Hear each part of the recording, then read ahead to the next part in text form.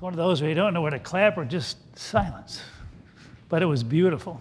And so to the music, thank you, and to the beautiful pictures on the screen. Really nice.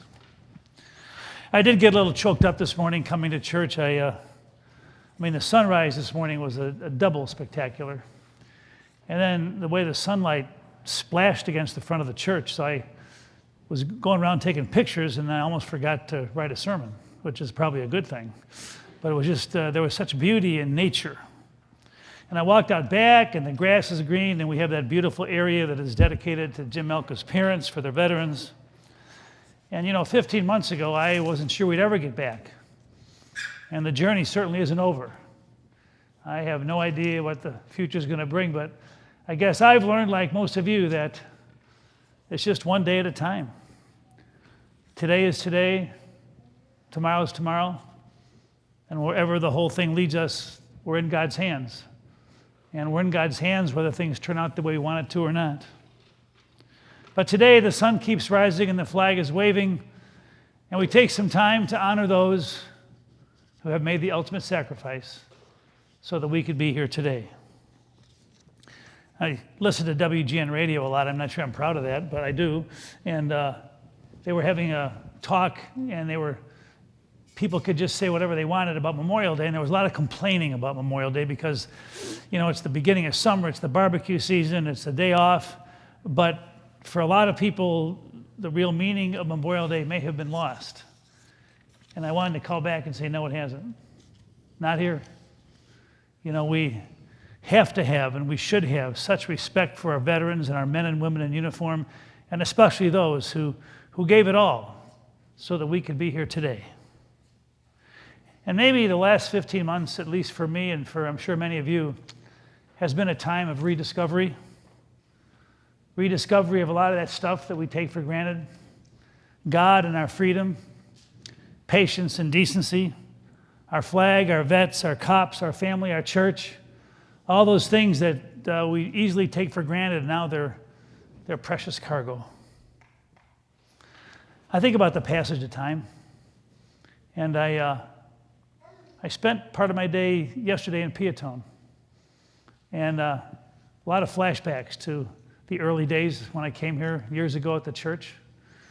There was a family, and I'm not even sure how many of you that are here or listening out there even remember Clarence and Naomi Schroth. They were one of the old timers when I came here, and they had a little farmhouse on Center Road way south of Frankfurt, and they had lost everything in the Depression. And Clarence had a lot of physical issues, and he was like a tractor mechanic, and he got us our first tractor. It was a red old tractor, and Clarence would come here at the church. He'd have to crank it to get it started. And I remember I used to go to their house, and Naomi made cookies. And she'd make these plates of cookies and bring them to the spaghetti dinner. And they'd go for like $300 a plate. It was her way of giving back to the church because they really didn't have money to share. And they had these chickens in the back. They laid eggs, and she'd give me like a dozen eggs, and I'd crack these eggs, and they'd have like 3 and 4 yolks. It was unbelievable. And then they also had a son named Dale and his wife Judy. And Dale was actually one of the first funerals I ever did. He died in a motorcycle accident almost 40 years to the day that I did a funeral for his wife yesterday in Piatone. The funeral home in Piatone is different. It's like the old funeral homes where the funeral home is here and the furniture store is here because the people that made the furniture also made the caskets, and it's kind of like a throwback in time. And I remember baptizing their kids, and Kelly and Matt. And now Kelly's 44 and Matt is 42. And at the age of 26, their dad died. And there was Judy, a 26-year-old mother of 2 young kids. And man, did they struggle. And Judy had one of the most sacred of all professions, and that was being a school bus driver. She drove a bus for 26 years. She also had 2 other jobs to make ends meet because money was tight. And in the middle of all that, she lost one of her grandkids. She battled cancer. And then 10 years ago, she had a debilitating stroke and really couldn't do much after that. For 10 years, her daughter Kelly and her husband worked for the same company, different shifts. And they made the pledge for as long as she lived, one of them would always be there. For 10 years, that was their life. And Matt, the brother, gave a eulogy that was absolutely stunning. Just mentioning it right now gives me chills because it wasn't very long. And his eulogy was basically a tribute to his sister and his mom. And after I didn't even know what to say after that. It was my turn to speak. And so I just looked at them and I said, this is Memorial Day weekend. And it's a day to step back and give thanks to those who made the ultimate sacrifice. And what is the best way that we who are left behind, what is the best way that you and I can honor those who made the ultimate sacrifice? And I looked at them and I said, you did what you did. You sacrificed 10 years of your life.